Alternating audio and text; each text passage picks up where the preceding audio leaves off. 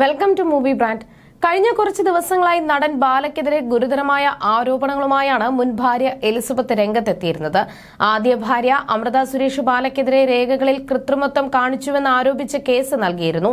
പിന്നാലെയാണ് എലിസബത്തും നടനിൽ നിന്നും താൻ നേരിടേണ്ടി വന്ന മാനസികവും ശാരീരികവുമായ ക്രൂരതകൾ ആദ്യമായി വെളിപ്പെടുത്തി രംഗത്തെത്തിയിരുന്നത്.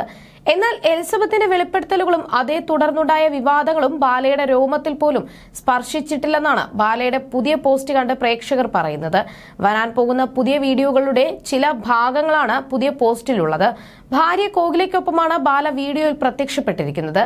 ഇൻവിക്ട ബ്രാൻഡിന്റെ പുതിയൊരു വാച്ച് സ്വന്തമാക്കിയതിനെ കുറിച്ചും വീഡിയോയിൽ ബാല സംസാരിക്കുന്നുണ്ട്. ഞങ്ങളുടെ ദൈവികമായ സ്നേഹത്തെ ഒരു പിശാചിനും തൊടാൻ കഴിയില്ല.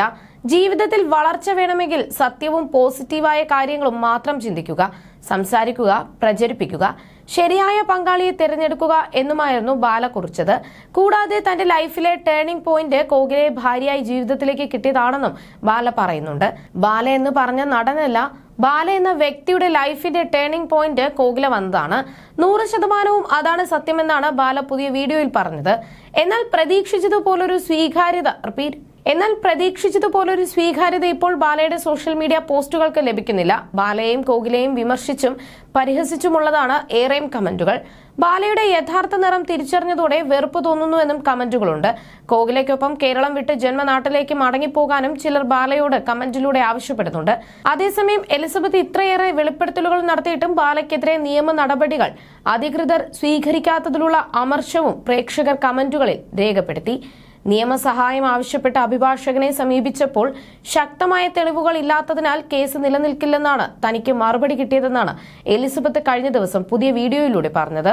3 ദിവസം ഭക്ഷണം പോലും ബാല തന്നില്ലെന്നും ടാപ്പ് വെള്ളം കുടിച്ചാണ് താൻ നടന്റെ ഒപ്പം കഴിഞ്ഞിരുന്നതെന്നും എലിസബത്ത് വെളിപ്പെടുത്തിയിരുന്നു. ഭാര്യ ഉണ്ടായിരിക്കെ തന്നെ നിരവധി സ്ത്രീകളുമായി ബാലയ്ക്ക് അടുപ്പമുണ്ടായിരുന്നുവെന്നും എലിസബത്ത് പറഞ്ഞിരുന്നു. നിങ്ങളെല്ലാവരും എന്റെ മരണത്തിനു വേണ്ടി കാത്തിരിക്കുകയാണെന്ന് എനിക്കറിയാം.